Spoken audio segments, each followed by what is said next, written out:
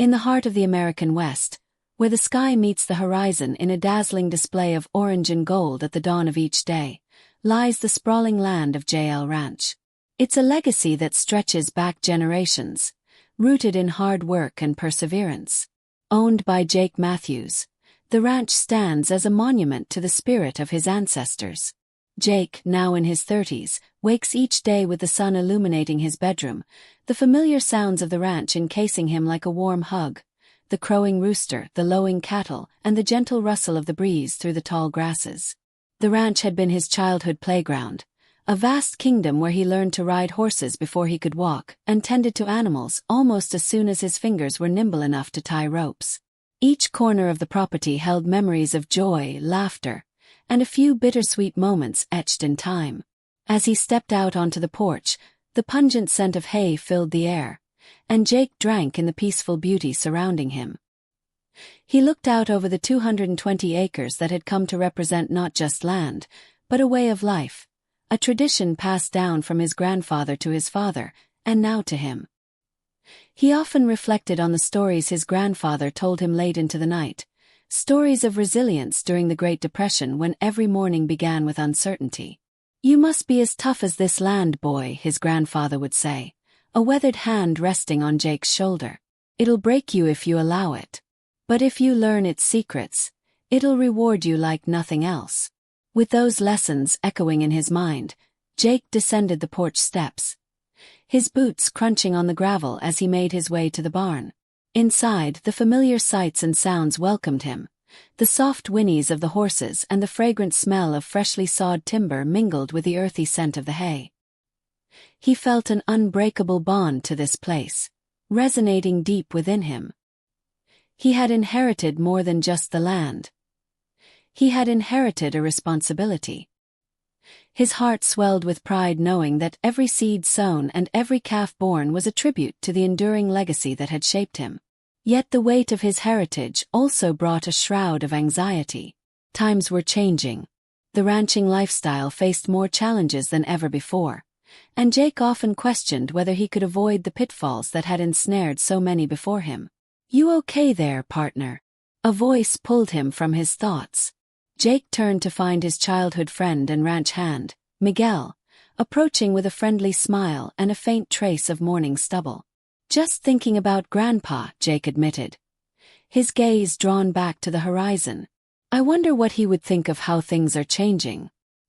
"He'd be proud," Miguel replied, leaning against a fence post. "But he'd also remind you that change is part of growing stronger. You can't hold on to the past forever." Nodding, Jake acknowledged his friend's wisdom. "Yeah, I know. But it's hard to imagine this place as anything else. My whole life has been here. And it will be," Miguel encouraged. "Just keep your eyes open and adapt. Maybe even find new ways to thrive." The two men worked together, setting about their tasks, feeding the cattle, checking the fences, and preparing for the day ahead. Laughter punctuated their labor, a reminder of their unbreakable bond forged over years spent in the soil, sweat, and sun. As midday approached, Jake climbed to a vantage point along the fence line, overlooking the expansive land. The sun hung high above, and the cattle scattered like tiny moving shadows below. It was a breathtaking sight, one that never failed to invigorate him. But just as quickly, a flicker of concern crossed his mind. A splinter of unease pierced through the idyllic moment, recalling murmurs from neighboring farms about encroaching development spreading through the valley. Just then, he caught sight of a figure walking their way, an unfamiliar silhouette against the sun, a dust cloud rising behind it. Jake squinted, trying to make out the individual as he stepped down the hill. "I'll get my binoculars," he muttered to himself, feeling a wave of apprehension wash over him. What if this was someone looking to buy out his family's legacy? He headed back to the barn but paused, remembering the lessons embedded in his grandfather's stories. They weren't just lessons about land. They were about spirit. As the ranch had thrived through thick and thin, he too was determined to endure, to rise against whatever challenges lay ahead. With newfound resolve, he said to Miguel, who had joined him at the edge of the fields, "Looks like we might have company." Let's see what they want, Miguel replied. His eyes narrowed with curiosity. Without a word, they both moved toward the unknown figure, the warm wind swirling around them, whispering tales of the past while beckoning them to embrace the future. Whatever the outcome, the legacy was theirs to protect, and Jake was ready to stand firm, like the great trees that adorned the ranch, deep-rooted and unwavering. Little did Jake know that the arrival of this stranger would challenge not just the legacy he cherished, but the very essence of who he was. The coming days would test his courage in ways he had never anticipated, and the whispers of his grandfather would guide him through the storm that was yet to come. As summer unfolded its golden embrace over the land, the once serene expanse of rolling hills and open skies faced an unexpected shift. The quietude of JL Ranch found itself disrupted by construction sounds that echoed through the valley.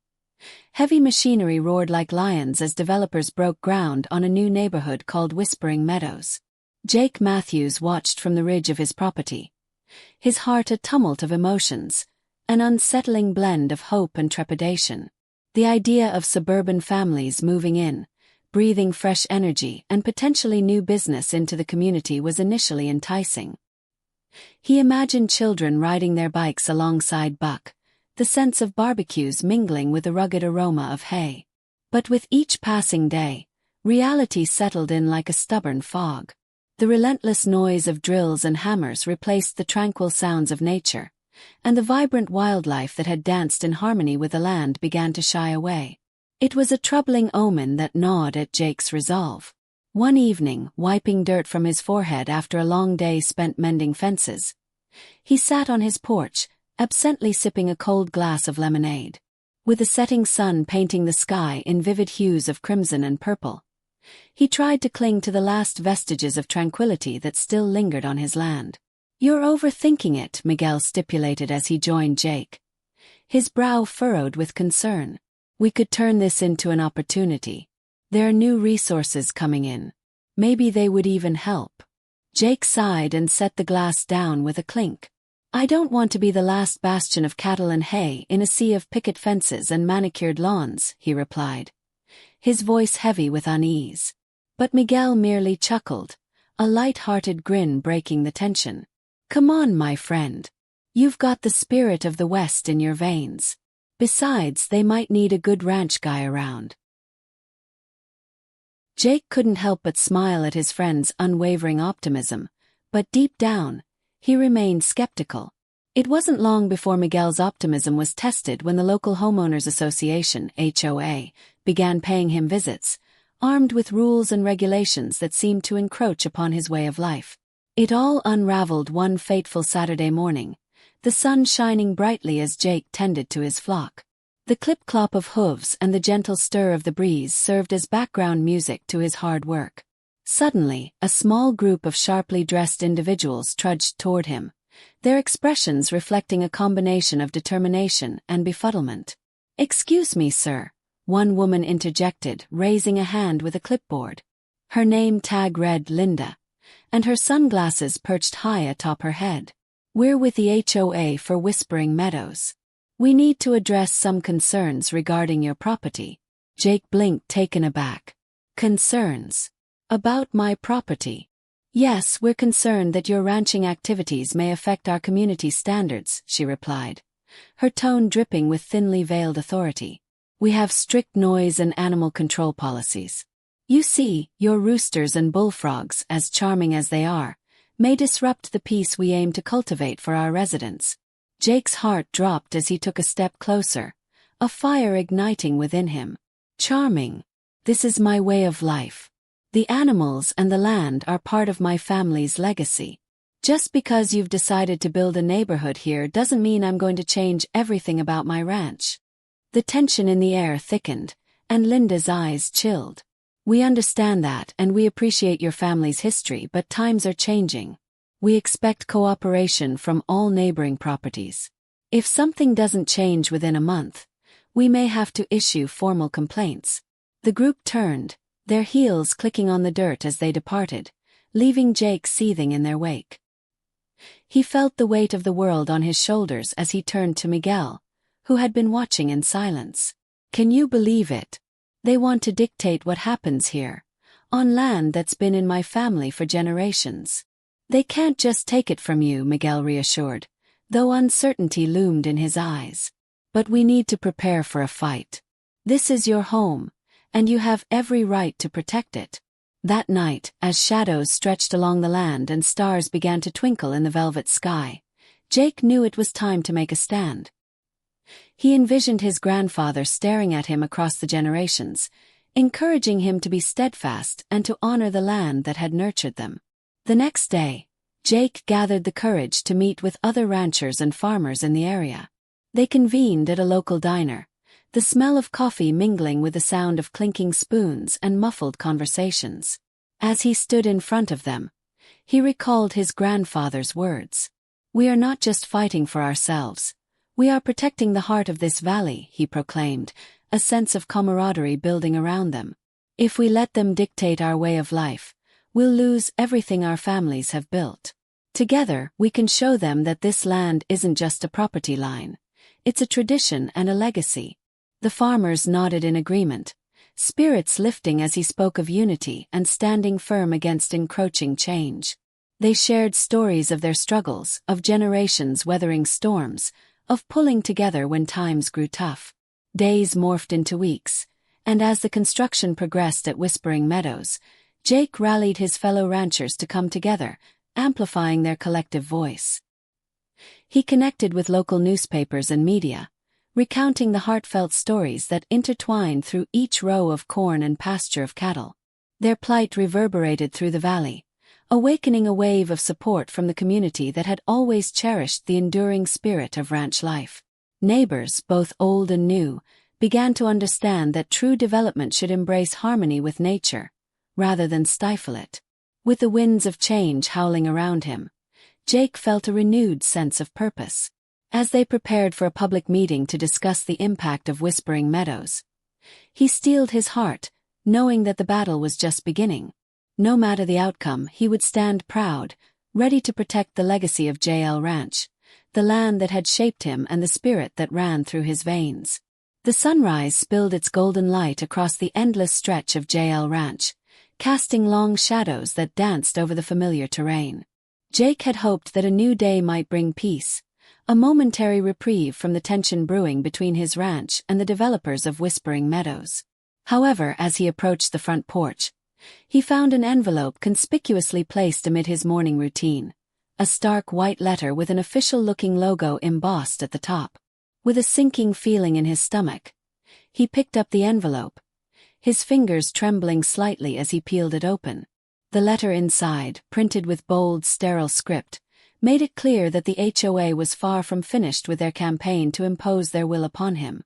"Dear Mr. Matthews," the letter began, "it has come to our attention that your cattle, while a touchstone of rural life, are considered an eyesore by many of the residents of Whispering Meadows."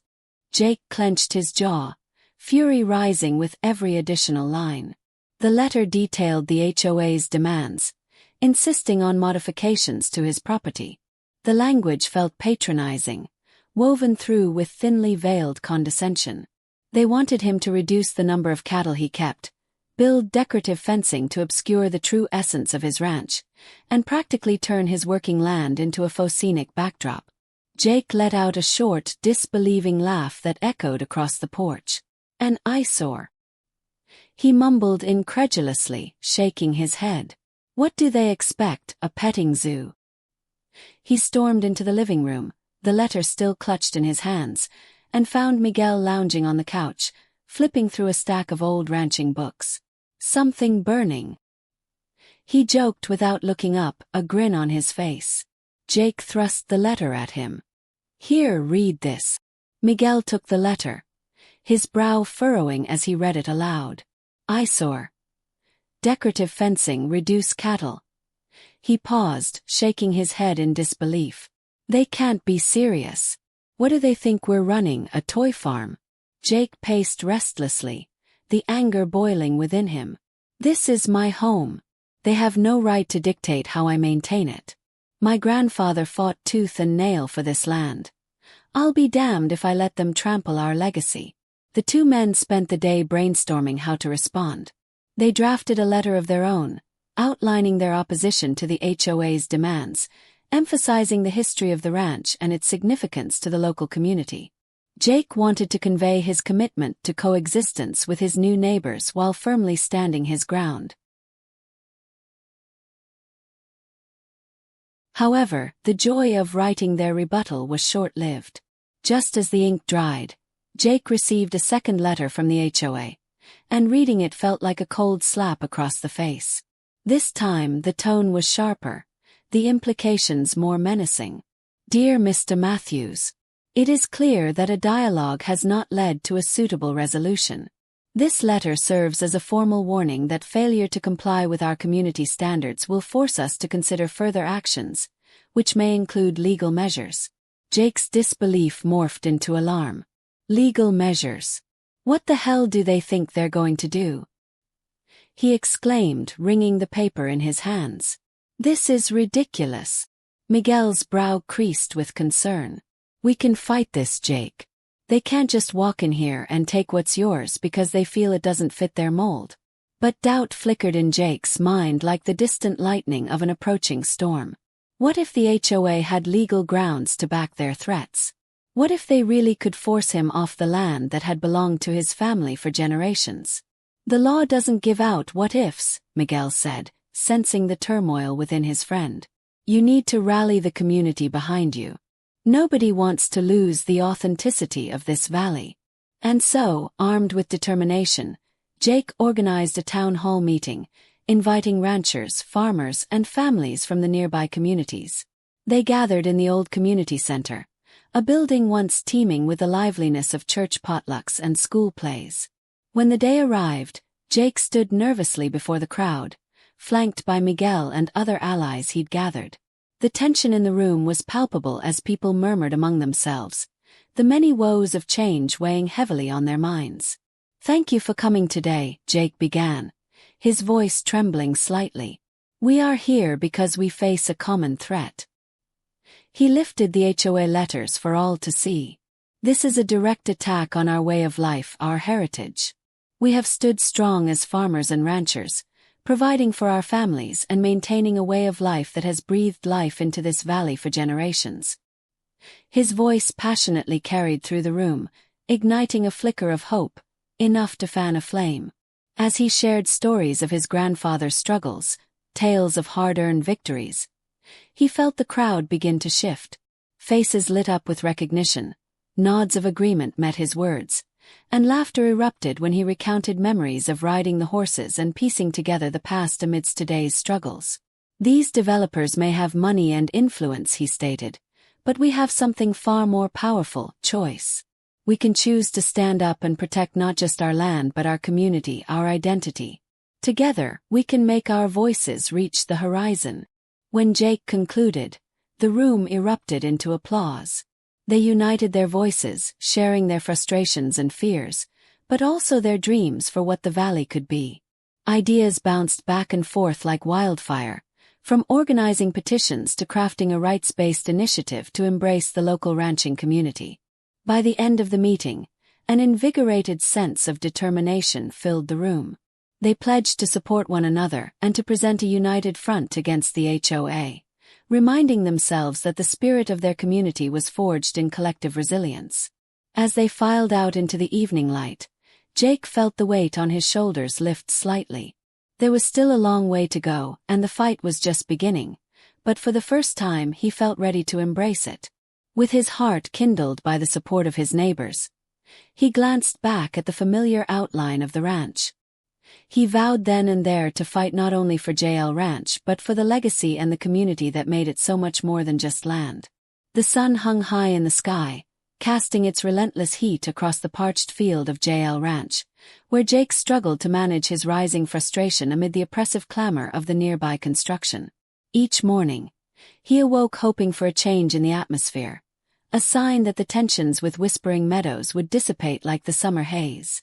But instead, he found himself facing yet another letter from the HOA, this one pulsing with the menace of financial penalties for alleged violations of their ever-expanding regulations. Tapping his fingers against the wooden kitchen table, Jake felt the weight of the correspondence as he read it once more. Failure to comply with our standards by insert date will result in fines accruing daily, as well as potential legal action. The threats swirled through his mind, mingling with indignation and disbelief. He knew they were trying to intimidate him, but Jake swore he would not be bullied. The letters had become an incessant torment, and at this point, he was prepared to fight back tooth and nail. But nothing could prepare him for what came next. The following Monday morning arrived with an unexpected interruption. A knock on the door jolted Jake from his thoughts, and as he opened it, he was met with a sight he never anticipated. A small group of people standing in crisp polos and khaki pants, led by none other than Dorothy Winthrop, the president of the HOA. Her pinched expression and posture exuded authority as she thrust a clipboard forward. "We're here on official HOA business," she declared, her tone frosty as the breeze that rustled single leaves on the nearby oak trees. Jake stepped forward, crossing his arms in defiance. "What in the world are you doing here, Dorothy?" "We're conducting an inspection of your property," she replied, flicking her gaze behind him, as if seeking unwanted evidence of his ranching activities. "Our community has the right to ensure compliance with our standards." He felt his skin grow hot with anger, disbelief washing over him. "I don't know if you understand how this works, but you don't have jurisdiction over my land, and I'd appreciate it if you left." As Jake stood firm, the tension thickened in the air, giving way to a standoff. The others behind Dorothy shifted uneasily, appearing unprepared for the confrontation. But she pressed on, summoning the determination of a seasoned politician. "This isn't just about you anymore, Jake. It's about maintaining the integrity of Whispering Meadows. If you refuse to cooperate, we can take actions against you, ***, she asserted, her voice gaining an edge. "Actions? Like what?" "Sending me another threatening letter," he scoffed. At that moment, Dorothy's team exchanged nervous looks, but she marched forward. "We could get legal." Jake felt a rush of adrenaline surge through him. He wasn't about to allow them to intimidate him in his own home. He moved to block the entrance, taking a deep breath to steady himself. "Let me make this perfectly clear. You are trespassing. This is my property, and if you refuse to leave, I will call the sheriff." The others hesitated, but Dorothy remained steadfast. "You'll regret this, Jake. Compliance is essential for community harmony." Just then, a seed of clarity sprouted in Jake's mind. His phone was still in his pocket. He pulled it out, dialing the sheriff's office with a purpose and stepping away from the commotion behind him. "Yes, Sheriff Harris, it's Jake Matthews. I need your assistance at JL Ranch. There's an HOA inspection team trying to enter my property without my consent." A hush fell over the group as he ended the call, and for the first time, Jake saw a flicker of hesitation in Dorothy's steely gaze. The time it took for the sheriff to arrive felt like an eternity. Jake used that time to cool his rising irritation, grounding himself in the values his family had instilled in him: resilience and the right to protect what was his. Finally, the rumble of a vehicle broke the stillness, and Sheriff Harris stepped out, his hands resting comfortably on his belt as he assessed the situation. Jake saw relief wash over him. It was good to have a trustworthy ally there. "What seems to be the issue here?" Sheriff Harris asked, his voice steady and authoritative. Dorothy wasted no time. "Sheriff, we're here to inspect Jake Matthews' property on behalf of the Whispering Meadows HOA. We have jurisdiction to ensure compliance with community standards." The sheriff's eyebrows raised in clear skepticism as he turned to Jake. "Is this true, Jake? Are you refusing the inspection?" Jake straightened his shoulders, reaffirming his position. "I'm not refusing anything. This is my land, my family's land, and they do not have the right to impose such inspections without my consent. I don't have a problem with being a good neighbor, but I refuse to bend to their demands." Sheriff Harris eyed Dorothy, crossing his arms. "I think you might want to reconsider your approach, Ms. Winthrop. Legally speaking, you have no grounds to conduct any inspections without Jake's permission. Trespassing is a violation, and from what I can see, You are certainly on private property." The wind seemed to whisper a tune of victory as Jake felt his heart swell with pride. The situation had been flipped. Dorothy's smile fell, replaced by a glimmer of anger as she struggled to regain her composure. "Then we'll consider this a warning, Jake. We won't give up." She nodded to her team, who shuffled slowly away, their stiff bodies reflecting their defeat. With the oppressive tension lifting, Jake turned to the sheriff, gratitude flooding through him. "Thank you, Sheriff. I just want to protect my home and way of life." "You're within your rights, Jake. Just make sure you document everything. These inspections and fines they're threatening won't stop unless you hold your ground." The sheriff replied, then looked over his shoulder toward the retreating group.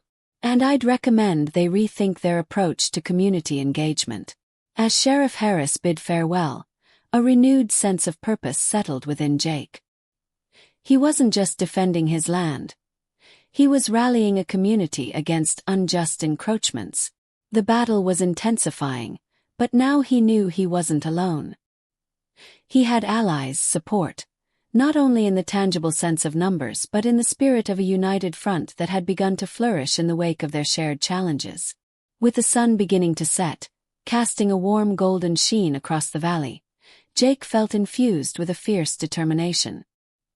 He would stand firm in defense of his family legacy and push back against the tide of Whispering Meadows, not just for himself but for everyone with a stake in the land. The fight was far from over.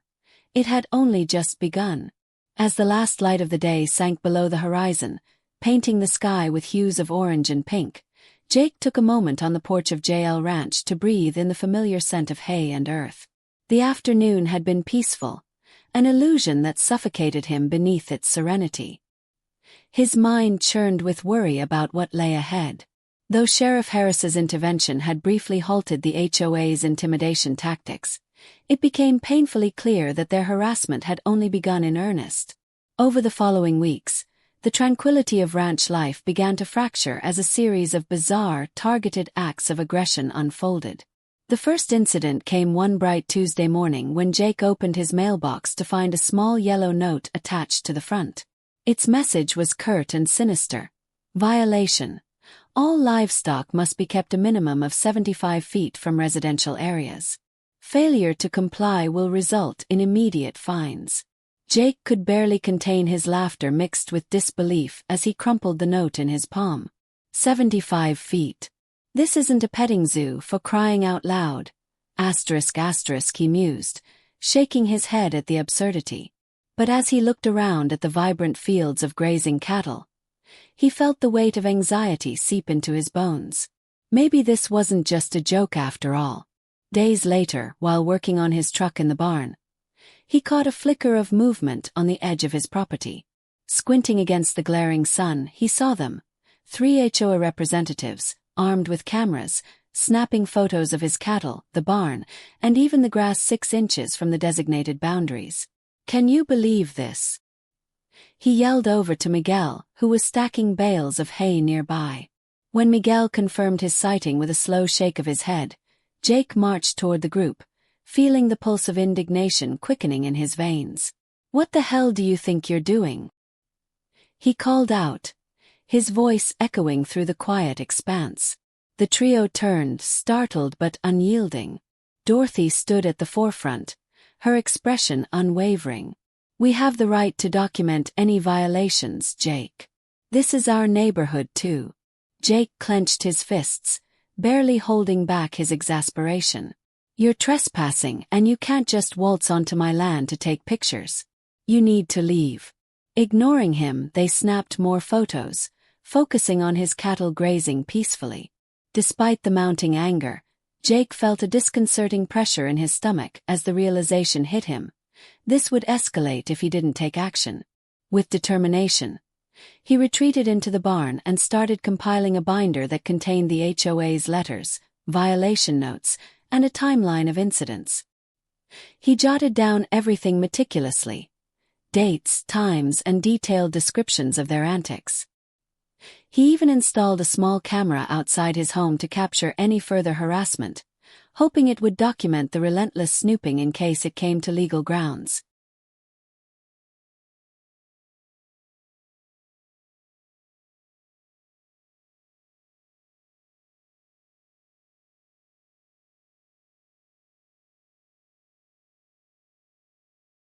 As if on cue, the following weekend, while Jake was fixing a broken fence, he caught two HOA members perched on a hill, peering through binoculars at the ranch. Their raucous laughter echoed across the distance, and the sight sent a shiver down his spine. "Is that a freaking joke?" he grumbled to himself, inhaling deeply to suppress the surge of frustration. "What's next? Staking out my sleep." That evening, he called a meeting with the sheriff once more. It was getting out of hand, and while he was prepared to handle the letters and fines, invading his privacy felt like an entirely different level of harassment, one that no one should tolerate. When Sheriff Harris walked into his home, the comforting familiarity dissolved under the weight of frustration. The sheriff listened as Jake shared the latest series of bizarre encounters while they sat around the kitchen table, where the air was thick with tension. "They're taking photos using binoculars," Jake said, his voice raising slightly in disbelief. "They're treating this like a spy operation. They've planted themselves in my business." The sheriff frowned, letting the gravity of Jake's words sink in. "This is unacceptable, Jake. They're crossing a line. What you're describing sounds more like harassment than community oversight." Jake nodded, his hands trembling on the table as he felt a wave of relief wash over him. "I'm documenting everything, Sheriff. I need to show this isn't just impulsive behavior. It's systematic." The sheriff leaned back in his chair, rubbing a hand along his jaw. "I'll take a look at your documentation and consider the legal options. If they don't cease the harassment, we may have to escalate further." "You don't know how much I appreciate that," Jake replied, a simmer of hope igniting within him. Over the next few days, the harassment only seemed to escalate. More violation notes appeared, seemingly compiled with relish as if each incident brought the HOA an insidious joy. They began stalking the property more openly, signaling to each other with nods and hushed whispers whenever they spotted Jake, as if he were nothing more than an oil stain on a pristine canvas. Jake found himself on high alert every day. He set up a crude perimeter, creating makeshift signs warning of trespassers, keeping heaving rocks in hand in case they dared to step onto his property again. He strategized with Miguel late into the night.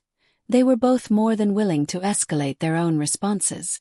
Then came a chilling inflection point, one otherwise mundane afternoon when Jake spotted them on the edge of his property again, this time standing just beyond the barbed wire fence. Their binoculars were fully in use, and he could clearly see their snickers. Jake snapped, charging toward them. Every ounce of his frustration propelled him forward. "Can you just leave me alone? You've invaded my space long enough." Dorothy whirled around, holding the binoculars as if they were a trophy. "We have every right to see how your ranch is affecting property values, Jake." Beneath the weight of their condescension, his patience frayed. "You're trespassing. You've crossed every line of decency. Decency is compliance, and you need to face it." Her voice rang out, sharp as a crack of thunder. He knew he was walking a dangerous line, but as anger flared, he felt empowered by the resolve forged in all that had transpired. "You don't get to dictate what's decent. This is my land, my life. If you can't respect that, then I'll pursue every angle to make sure the community knows how you treat people." Turning on his heel, he returned to the safety of his barn, his heart racing with fury and indignation. As he slammed the door behind him, he resolved that he would no longer cower in fear of their unwarranted aggression. He would document every transgression. He would inform the sheriff again and again. But, above all, he would rally the community more fiercely than ever before. As evening settled over the ranch, a sense of clarity filled Jake. He would not let the HOA destroy his way of life or the legacy of JL Ranch. The fight for his rights, along with the rights of every person who valued the truth of their home, was just beginning, and they would not back down. The sun dipped low on the horizon, casting long shadows across JL Ranch as the evening settled into a soft blanket of twilight. Jake leaned against the fence, watching the gentle sway of his cattle as they grazed peacefully in the setting sun. The past weeks had felt like an unrelenting storm, each day drowning him in a deluge of HOA notes and harassment tactics. But today, he was determined to reclaim his calm. Yet as he watched, he sensed something off in the air, a shift he couldn't pinpoint. The cattle seemed restless, shifting nervously, their ears twitching as they sensed an unwelcome presence. Just then, an unmistakable sound shattered the serenity, the rattling of a golf cart engine. Jake's heart dropped as he turned sharply toward the noise, and what met his eyes caused a rush of panic to surge through him. There, barreling towards his pastures in reckless abandon, were 4 HOA board members led by Dorothy, wide grins plastered across their faces, completely disregarding the no trespassing signs that he had erected months ago. The golf cart bounced chaotically across the uneven ground, wheels kicking up dust like a storm cloud. "Are you kidding me?" Jake yelled in disbelief, a fierce anger rising as he sprinted toward the intruders. But it was too late. The moment they approached the feedlot, the disquiet gave way to chaos. The cattle, startled by the sudden ruckus of the vehicle and the sight of these unwelcome intruders, erupted into a panic. They bolted in every direction, some pushing into the wooden fences, hoping to escape the madness, while others surged away into the fields, trampling precious crops beneath their hooves. "Stop! Stop!" Jake shouted, but it was drowned out by the engine's roar and the cacophony of hooves pounding against the dry earth. The golf cart veered erratically, nearly toppling over as its occupants laughed hysterically, completely oblivious to the havoc they were causing. Then, in a flash, chaos turned to devastation. A group of startled cattle crashed against a wooden fence, splinters flying everywhere as the structure succumbed to the weight of their flight.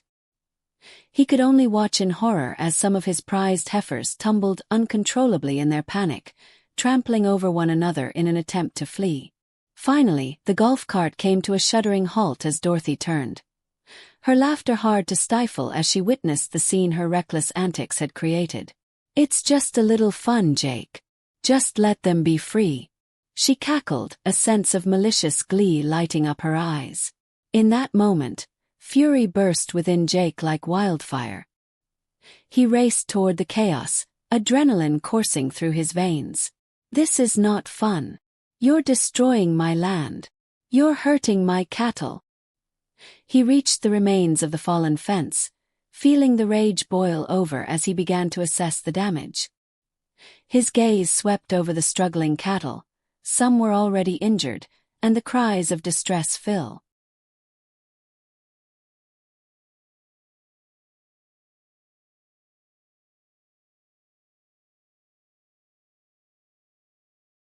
There. He could scarcely breathe as the reality of the situation sank in. This was more than an inconvenience. This was a nightmare that would come at a cost he could hardly bear. "I'm calling the sheriff," Jake roared, pulling out his phone and dialing with unsteady hands. Instinctively, his mind raced through the mounting expenses, the damages to the fence, the veterinary care that would be necessary for his injured livestock. It felt like everything was spiraling out of his control, and he had had enough. Within minutes, Sheriff Harris arrived, a look of grave concern etched across his face. As he climbed out of the squad car, the chaos gradually dissipated, but the aftermath of the HOA's irresponsibility remained etched deeply in Jake's mind. "What in the world happened here, Jake?" Sheriff Harris asked, surveying the wreckage and the frightened cattle scattered across the pasture. "Look where they are." Jake gestured angrily toward Dorothy and her crew, who had dismounted the golf cart, now changing their demeanor from playful to defensive. "They drove that cart onto my land and created this mess. I can't bear this kind of harassment anymore." Dorothy's bravado faltered as the sheriff approached them. "We were just checking the area. Cattle get spooked, you know, ***, she stammered, trying to regain her composure. "You call this checking?" Jake interjected fiercely, taking a step forward. "What you've done is reckless endangerment. You put my cattle at risk, my property in jeopardy, and now we've got injuries to deal with." Sheriff Harris narrowed his eyes at the group, running a hand through his hair as he considered the unfolding arguments. "There are regulations about trespassing and safety, you know that, Dorothy. This is more than an accident. It's a blatant disregard for legal boundaries. Am I correct, Jake? Jake took a breath, feeling the urgency pulse in his veins. Yes, and it's not just this incident. They've been harassing me for weeks, taking pictures, leaving violation notices. It's all escalating.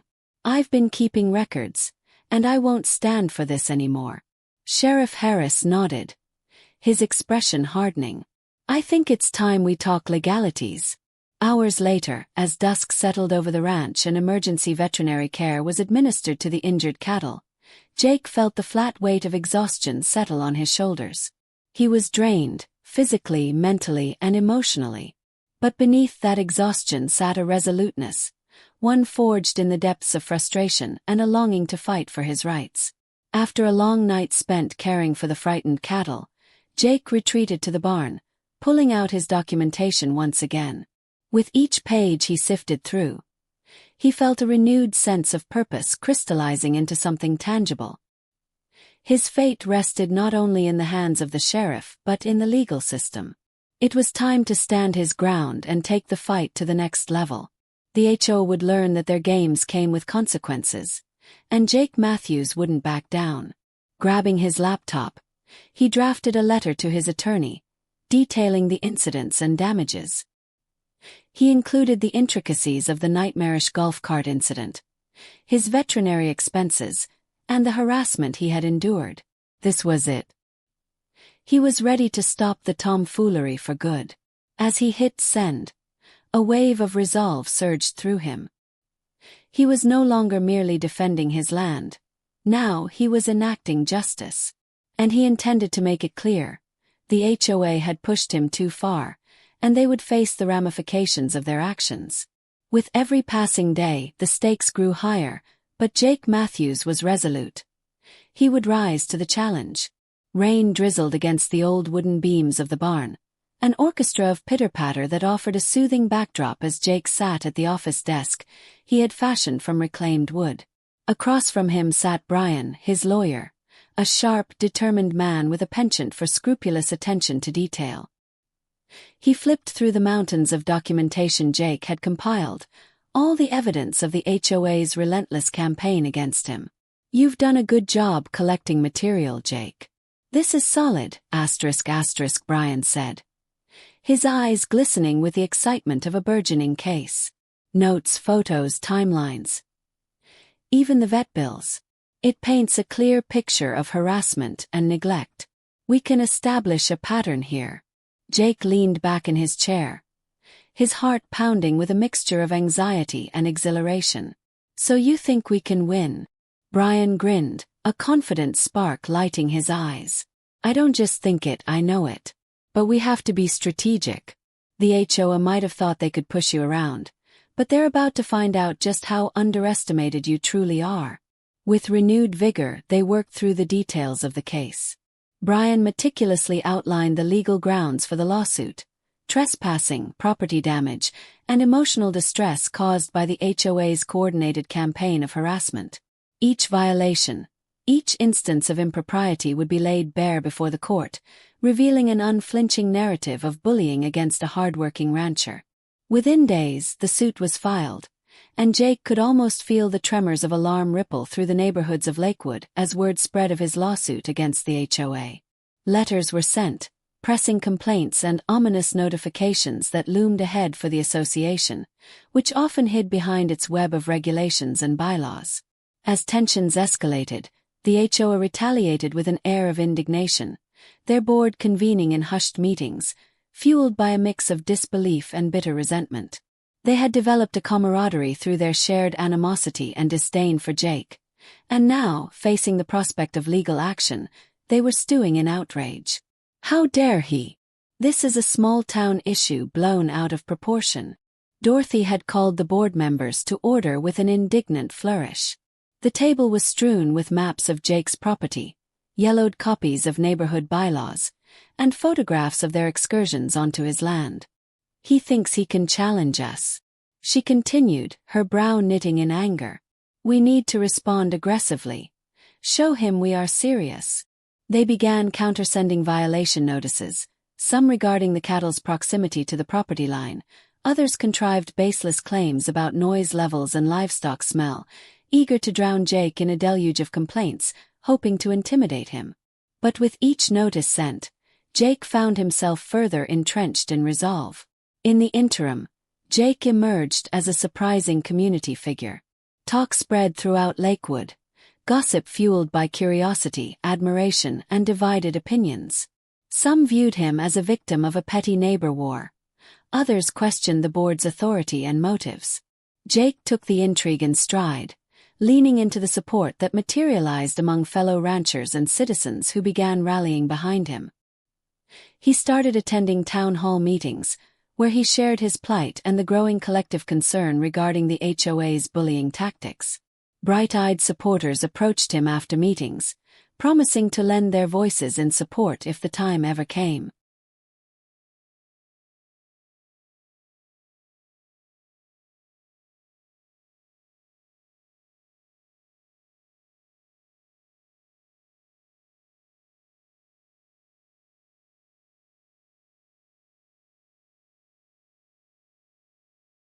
Back at the ranch, he worked tirelessly to mend the damage inflicted on his land and cattle, enlisting Miguel's help to build a sturdier fence.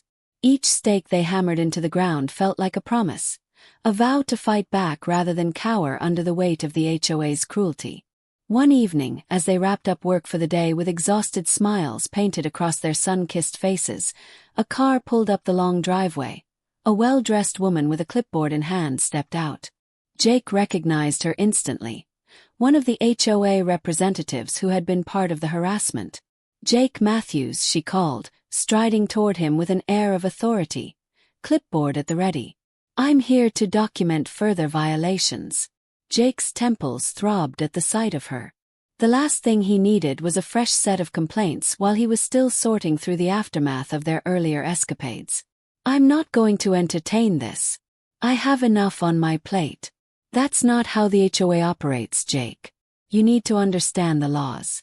If we see continued violations, it'll only get worse for you." Despite the tension flooding the air, he could feel a sense of empowerment rise within him. "You're not going to run me out of town with threats anymore. I've got a lawsuit pending, and your continued actions only solidify my case.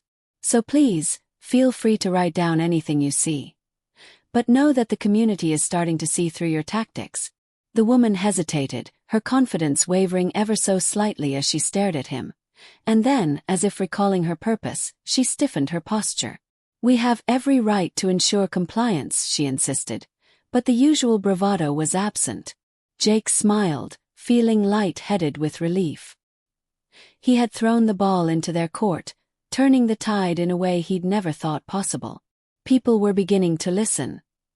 His fight had become their fight.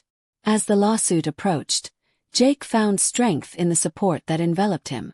The community may have been divided initially, but it was becoming a chorus of voices demanding fairness, one that was growing louder with every meeting and every notice thrown into the mix.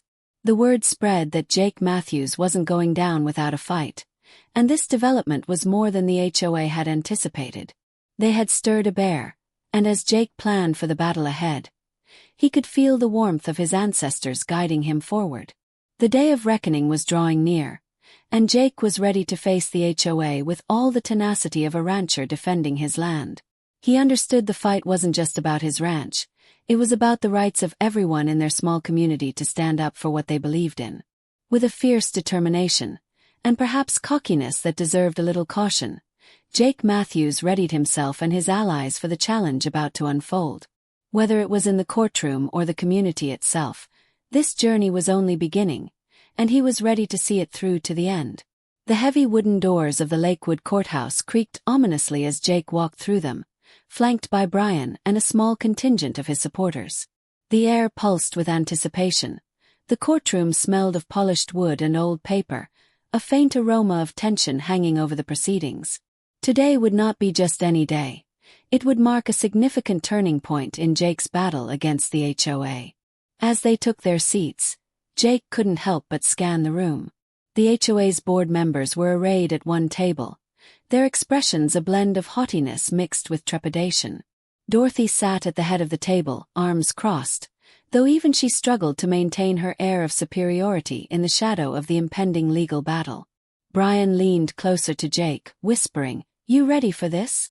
Jake nodded, his jaw tight but resolve gleaming in his eyes. More than ready. The gavel struck, echoing throughout the courtroom, silencing the murmurs and rustling of papers. The Honorable Judge Franklin, a no-nonsense woman known for her impartiality and quick wit, took her seat, casting a discerning gaze over the room. "We're here today in the case of Matthews versus the Lakewood Homeowners Association regarding allegations of property damage, harassment, and trespassing. Mr. Matthews, you may present your case." Jake's stomach twisted into knots, but he stood, straightening his back. He felt the support of his friends behind him, fortifying his resolve as he took a step toward the front of the court. Brian began the presentation of their case. "Your Honor, today we will demonstrate not just the actions taken by the HOA against Mr. Matthews, but a broader pattern of intimidation and harassment. Actions fueled by a desire to control and manipulate a long-standing member of this community." He approached the evidence table, pulling out the first of numerous files. One by one, they displayed photographs documenting the chaos of the golf cart incident, along with vet bills and notes detailing the ongoing harassment surrounding the HOA's complaints. Then came the piece de resistance, a piece of security footage that captured the HOA's egregious trespassing antics on Jake's land. The screen lit up, revealing the golf cart careening onto the ranch and the ensuing stampede of cattle flickering in shocking detail. Gasps rippled through the courtroom as the footage played, showcasing his cattle in fright, the HOA representatives laughing and weaving dangerously amidst the chaos. The judge's eyebrows shot up in surprise, a look of disbelief mirrored on her face. "This is absolutely damning evidence, counsel." The judge's tone was softer, but it was evident she saw the absurdity in the HOA's actions. Brian took this as his cue to press on. "Your Honor, this behavior is not isolated. We have compiled historical evidence demonstrating that JL Ranch has been operational in this community for generations. Mr. Matthews's family has tended this land with care, contributing to the community's culture and economy." He continued, introducing established records of the ranch's operations, a stark contrast to the HOA's flimsy pretext for their harassment. Maps from county archives showed that the ranch had predated many of the HOA members' properties, reinforcing Jake's long-standing right to his land and practices. The mood in the room shifted. The board members, once brimming with confidence, exchanged nervous glances. Brian expertly rebutted their claims with direct refutations, dismantling their arguments piece by piece. Jake found himself invigorated by Brian's adept maneuvering, his faith in their case solidifying with every passing moment. The judge leaned forward, clearly intrigued, as Brian painted a vivid picture of the HOA using intimidation tactics against not just Jake but potentially against other residents who dared question their authority.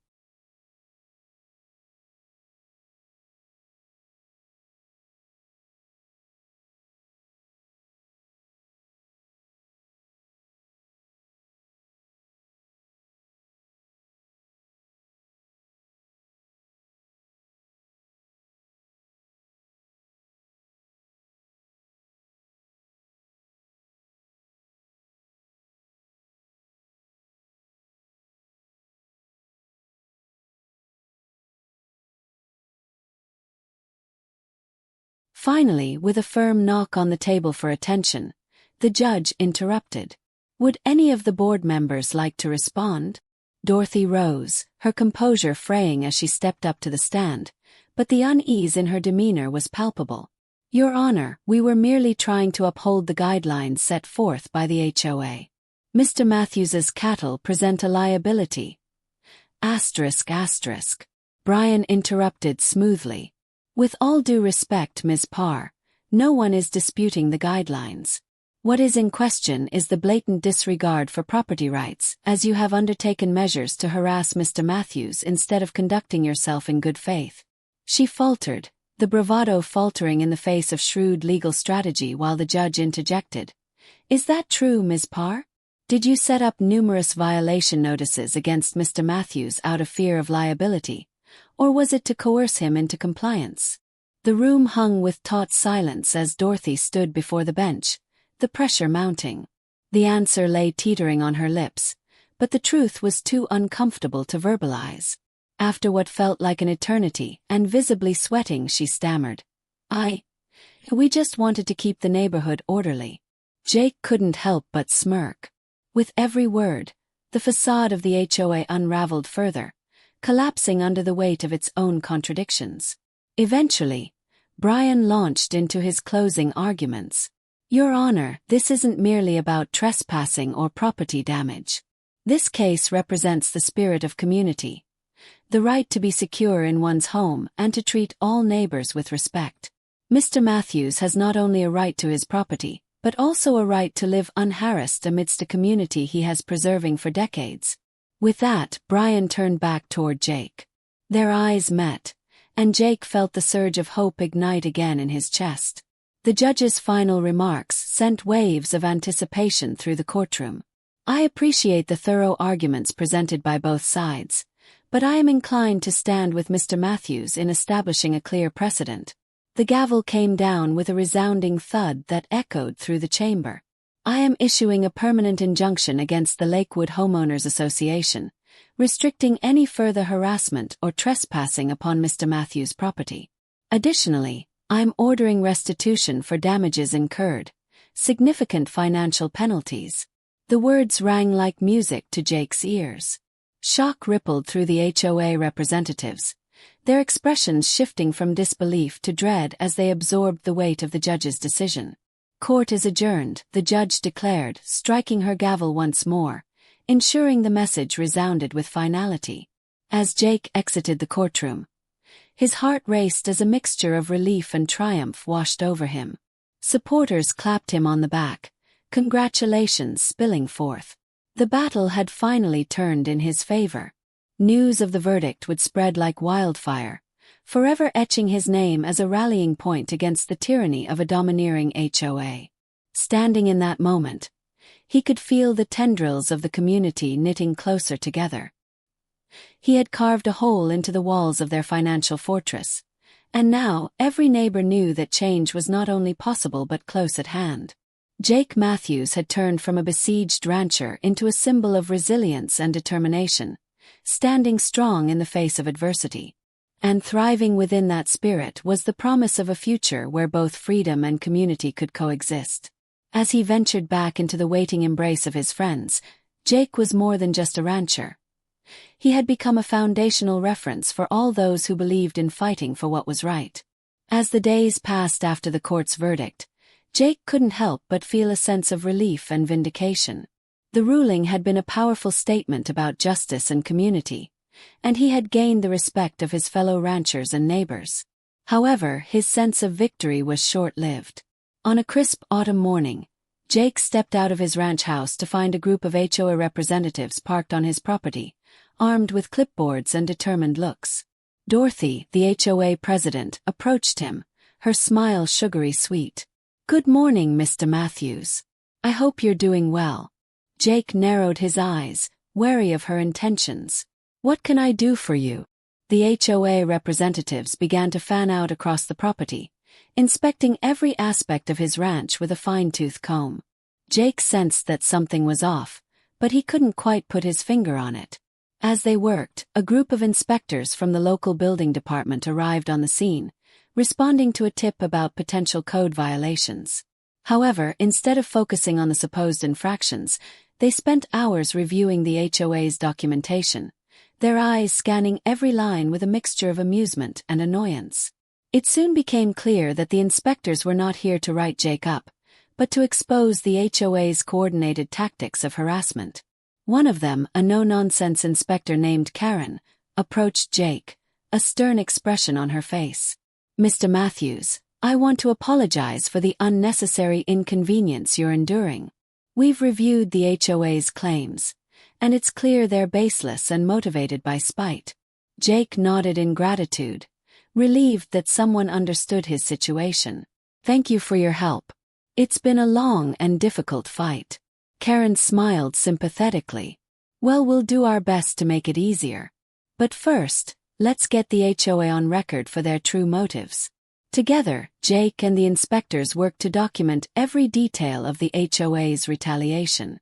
They reviewed the inspectors' notes, compiled a timeline of events, and gathered evidence of the HOA's coordinated attempts to harass Jake. As they worked, the inspectors explained that they had seen similar patterns in the past. The HOA's tactics aren't just about code enforcement or property rights. They're about control and intimidation. They use these tactics to silence critics and maintain their grip on the community.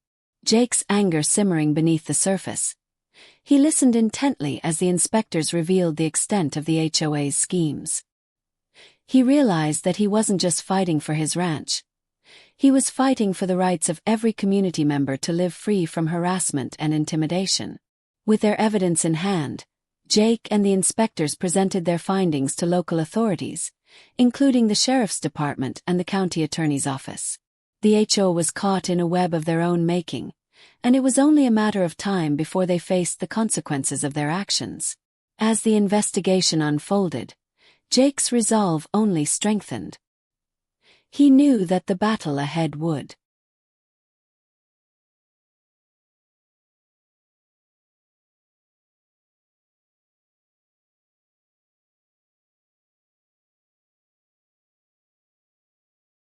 be intense, but with his fellow ranchers, neighbors, and the support of authorities, he was confident that justice would prevail. In the shadows, the HOA's board members seethed with rage, their carefully crafted schemes unraveling before their eyes. They had miscalculated the strength of their opponents, and now they were facing a reckoning. As the days passed, the HOA's grip on the community began to loosen. More and more residents came forward, sharing their own stories of harassment and intimidation. The tide of public opinion was turning, and the HOA was left isolated and exposed. In the end, it was not just Jake who had fought for his ranch. He had fought for the heart and soul of his community. The air was thick with anticipation as the county commissioners' meeting convened in the cramped yet vibrant hall of the Lakewood Civic Center. The community room was filled to capacity. Neighbors, supporters, and friends of Jake Matthews packed the wooden chairs, their faces lit by a blend of hope and determination. It was time to take a stand against the HOA's reign of terror. Jake sat near the front, flanked by Brian and Karen, the tenacious inspector who had been instrumental in documenting the HOA's misconduct. After weeks of gathering evidence and testimonies, they had amassed a compelling case that could not be ignored. One of the commissioners, a robust man named Commissioner Harris, stood up to address the crowd. I want to commend all of you for your courage in addressing the HOA's overreach. We've heard too many stories about intimidation and unjust tactics used against homeowners. It's time for us to act. Jake felt a swell of pride as the audience broke into applause. It was heartening to see his neighbors rally around the truth. Lives were being changed. People were standing up, no longer willing to be intimidated. As the meeting continued, Karen presented the findings from the district attorney's investigation into the HOA's harassment tactics. They outlined how the HOA had engaged in a systematic pattern of intimidation to squash dissent, something that had become painfully clear after the recent wave of complaints against Jake. This is not just a case of neighborhood disputes, Karen stated passionately. This is about a concerted effort to manipulate power and enrich a few at the expense of many. The room was electrified by her words. The growing momentum shifted toward supporting Jake, and one by one, fellow community members shared their experiences, revealing the fallout caused by the HOA's reign. Families torn apart, friendships severed, and a community fractured. Then, in a bold move, Jake rose to his feet, his heart racing. I can't sit back and watch this happen anymore. It's time we fight back. Not just for my ranch but for everyone who's been mistreated. A hush fell over the room, every pair of eyes fixated on him. I am filing a RICO suit against the HOA for their coordinated efforts to harass not just me, but my fellow neighbors. Their actions constitute a clear pattern of racketeering and violations of our rights. The room burst into applause, a chorus of supportive cheers filling the air. They sensed a turning point, a transformative moment that could start to restore justice. Over the next weeks, as the formal RICO suit was drafted and filed, the HOA faced increasing scrutiny. Media outlets began to take an interest, and coverage of the case spread through the region like wildfire. The public began to rally behind Jake, eager to support someone standing up against what had become a common enemy. Behind closed doors, the HOA was in crisis. Pressure mounted. With each passing day, the truth began to unravel the facade they had built.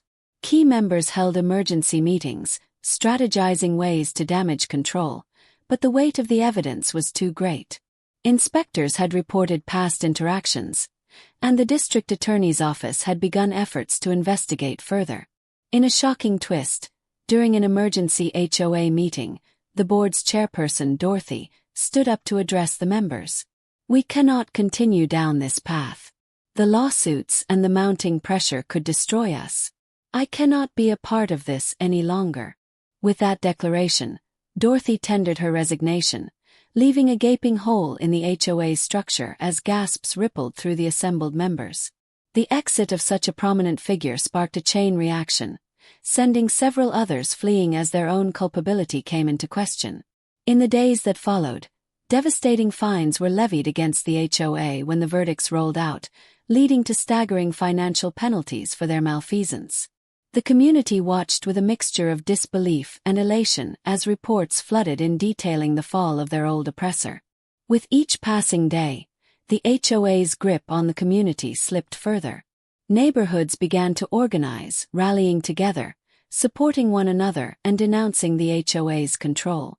Jake found himself at the forefront of a burgeoning movement, not just as a rancher but as a symbol of resilience and community solidarity.